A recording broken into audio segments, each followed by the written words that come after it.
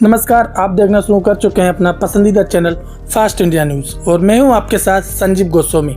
जैसे कि आज आप देख सकते हैं हमारे बगल में एक युवा चेहरा बैठे हुए हैं जो कि काफ़ी लंबे समय से समाज सेवा के क्षेत्र में जुड़े हुए हैं और आज ये जिला पंचायत सदस्य की तैयारी करने जा रहे हैं और इनसे जानेंगे कि ऐसा क्या कारण रहा जिसके चलते आज ये चुनावी मैदान में आ रहे हैं और वो कौन से मुद्दे हैं जिन मुद्दों ने इनको इतना प्रेरित किया कि आज इनको चुनावी मैदान में आना पड़ा।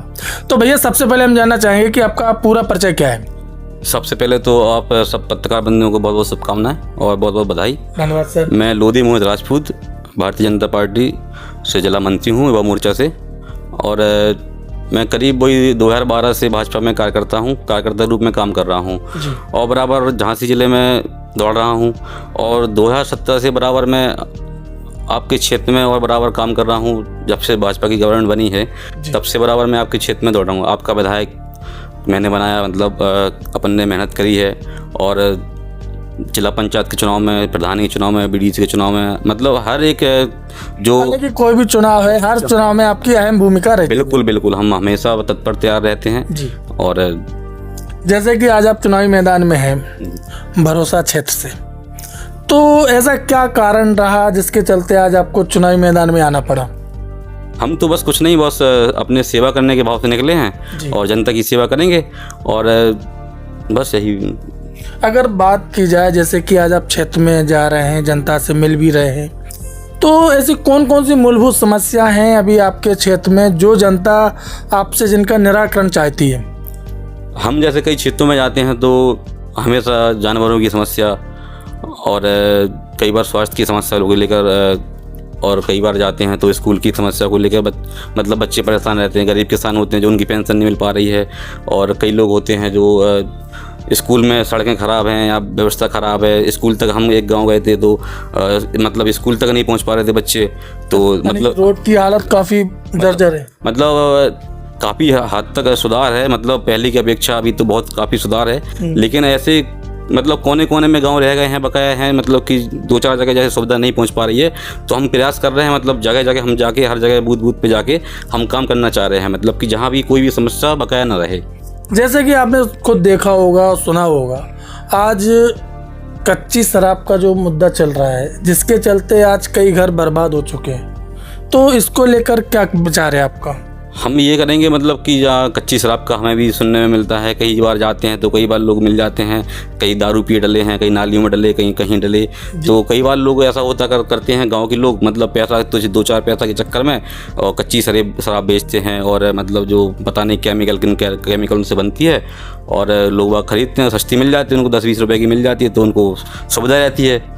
तो उस पर ज़्यादा हमें गौर करना है। अगर हम इस भाव से निकले हैं, जनता की सेवा के भाव से निकले हैं अगर, तो हम बिल्कुल घर घर जाके और पूरे गांव जाके क्षेत्र में पूरा इसको और बिल्कुल ध्यान देंगे कि बिल्कुल कतई बिल्कुल ये बर्दाश्त नहीं करेंगे हम और बिल्कुल ये टोटल जितना ये फर्जी वाला काम चल रहा है बिल्कुल इसको हम बंद करवाएंगे।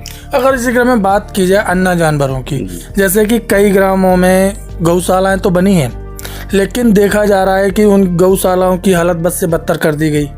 कई गांवों के लिए खाना नहीं मिल पा रहा है प्रॉपर तरीके से, कहीं गौशालाएं ऐसी हैं जहां पानी की व्यवस्था नहीं है। तो ऐसी गौशालाओं के लिए, ऐसी ग्राम पंचायतों के लिए आपका क्या कदम होगा?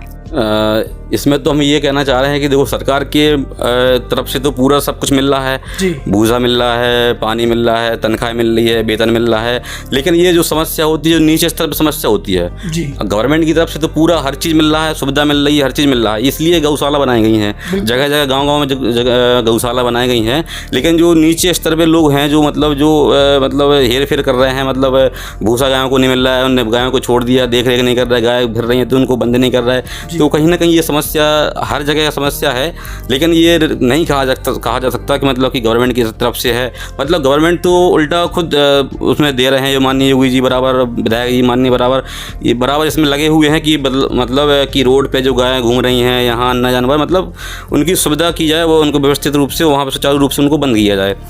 तो इस पर किस प्रकार आप कदम उठाएंगे? हम बिल्कुल इसमें बिल्कुल क्षेत्र में जाके हम वही इसी प्रकार, अगर हम जहाँ नहीं जा सकते तो हम अपनी टीम गठित करेंगे बिल्कुल, और जहाँ समस्या होगी हम अपनी टीम को पहुँचाएंगे और हम खुद जाएंगे वहाँ स्वयं। अभी जैसे आप भरोसा क्षेत्र से हैं, तो भरोसा क्षेत्र में लगभग कितने गाँव आते हैं अभी आपके? 22 ग्राम पंचायत हैं और 22 ग्राम पंचायतों में लगभग 37 गाँव आते हैं। 37 गाँव आते हैं। तो आप 37 गाँव में आप आ जा भी रहे होंगे? बिल्कुल, हम बराबर क्षेत्र में जा रहे हैं, बराबर दौड़ रहे हैं, बराबर संघर्ष कर रहे हैं, जनता के बीच में जा रहे हैं, जनता की सुन रहे हैं हम। तो इन 37 गाँवों में शिक्षा का स्तर कैसा आपको देखने को मिला? शिक्षा का स्तर गांव के स्तर से तो ये है, गांव के मतलब लोग अगर पढ़ने जाते हैं तो कई बार शिकायत मिलती हैं, पेरेंट्स शिकायत करते हैं कि कभी कभी टीचर नहीं आते हैं, समय पे नहीं जाते हैं, स्कूल में नहीं जा पाते हैं। और कई लोग कहते हैं कि भाई 20 किलोमीटर दूर से आ रहा, 25 किलोमीटर दूर से आ रहा। लेकिन हम ये कहना चाह रहे हैं कि मतलब सुचारू रूप से बच्चों के लिए बराबर स्कूल जाएं और टीचरों से मतलब विनम्र अनुरोध है कि जो बराबर उनको शिक्षा प्राप्त करवाएं और इसमें हम बराबर ध्यान देंगे।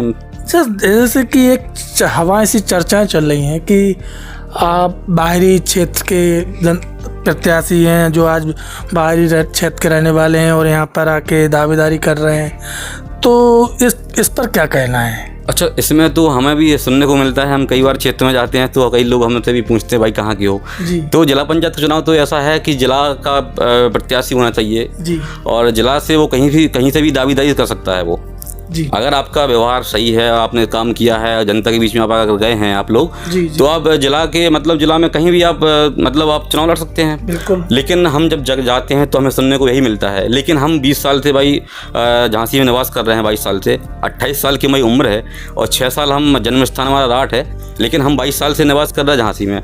झांसी से मेरा लाइसेंस है, झांसी से मेरा निवास है, झांसी से मेरा हर चीज़ है। बिल्कुल। और जो क्षेत्र के लोग हैं, जो विरोधी लोग हैं हमारे, मतलब यही अफवाह फैला रहे हैं मतलब कि हम बाहरी प्रत्याशी हैं। तो भाई बाहरी प्रत्याशी हम कैसे हो गए? हम 22 साल से बराबर झांसी में निवास कर रहे हैं, आपके जिला में निवास कर रहा है और बराबर 2017 से आपके क्षेत्र में दौड़ रहा है और 2012 से मैं बीजेपी का कार्यकर्ता हूँ, बराबर मैं आपको झंडा लेके दौड़ रहा हूँ और 2017 से बराबर आपके जिला में काम कर रहा हूँ। और ऐसा कोई चुनाव नहीं है जो विधायक का चुनाव नहीं है और कोई जिला पंचायत का चुनाव, BDC का चुनाव या आपका प्रधानी का चुनाव, बराबर मैं उसमें आगे रहा हूँ और बराबर मैंने काम किया है और 4 साल से मैं बराबर जिला मंत्री हूँ और युवा मोर्चा में दायित्व मेरा जिला मंत्री का। तो मैं बाहरी प्रत्याशी कहाँ से हो गया? और जब से मैं काम कर रहा हूँ आपके जिला में, जब से जिला के लोग खुद काम नहीं कर रहे थे, आप जनता से पूछिए ना, गांव जाके पूछिए, आप पता करिए कि मैं बाहरी प्रत्याशी हूँ, कहाँ का प्रत्याशी हूँ। तो फिर ये अफवाहें क्यों उड़ाई जा रही हैं? ऐसा होता ना, जब विरोधी परास्त होते हैं ना तो कहीं ना कहीं उनको मुद्दा मिलता है कि इनको कैसे बदनाम किया जाए। लेकिन उसमें ये नहीं समझ रहे वो कि इसमें वो हमारी खुद बढ़ाई कर रहे हैं। यानी कि चुनावी माहौल को देखते हुए आज ये बातें होने लगी। बिल्कुल बिल्कुल। इसके पहले कभी नहीं हुई। उन लोगों ने तब नहीं कहा गया कि भाई तुम तो बाहरी हो, तुम यहाँ पे मेहनत क्यों कर रहे हो, तुम यहाँ पे क्यों दौड़ रहे हो, तब नहीं बोला किसी ने। बिल्कुल नहीं बोला। तब से हम दौड़ रहे हैं, आपके क्षेत्र में बराबर काम कर रहे हैं। यानी कि कहीं ना कहीं लोगों के मन में भाई है ना कि भाई एक युवा, एक कम उम्र का लड़का आज इतनी तरक्की कर रहा है तो उसको कैसे गिराया जाए। बिल्कुल। इसमें लेकिन हमारा उल्टा नाम कर रहे हैं वो तो। अगर जैसे हमें नहीं जान पा रहा है तो हमें बता रहे हैं कि मतलब कि वो मोहित राजपूत भी कोई है और वो आपके क्षेत्र में दौड़ रहा है और जिला पंचायत की तैयारी में लगा हुआ है। यानी कि कुल मिलाकर आपकी पब्लिसिटी और ज़्यादा बढ़ा रहे हैं। बिल्कुल बिल्कुल। अच्छा, जैसे कि आपको जानकारी है कि भैया आने वाले कल में दीपावली का पर्व भी आ रहा है और भाई दूज भी आने वाली है, तो इस पर क्या कहना रहेगा आपको समस्त क्षेत्रवासियों से? सभी क्षेत्रवासियों को मेरा दीपावली की बहुत बहुत शुभकामनाएं और मैं आशा करता हूँ सब लोग स्वस्थ रहें और मैं यही कामना करता हूँ, भगवान से प्रार्थना करता हूँ और सभी समस्त क्षेत्रवासियों को मेरा बहुत बहुत शुभकामनाएं, दीपावली की हार्दिक शुभकामनाएं। धन्यवाद। जैसे कि आपने मोहित राजपूत जी को सुना, उनके आपने विचार भी सुने और उनके मुद्दे जो आपने सुने हैं, ये उन मुद्दों पर खरे भी उतरेंगे, ये आपकी क्षेत्र की जनता बताएगी। और मेरी भरोसा क्षेत्र की जनता से एक सवाल है, आप वीडियो देख रहे हैं, कहाँ से देख रहे हैं और किस ग्राम पंचायत से देख रहे हैं, कमेंट करके ज़रूर बताएं। और दूसरा सवाल ये है कि अगर आप भरोसा क्षेत्र से एक युवा प्रत्याशी, एक युवा जिला पंचायत सदस्य के दावेदारी करने वाले मोहित राजपूत को कितने प्रतिशत लाइक करते हैं, कमेंट करके ज़रूर बताएं। धन्यवाद।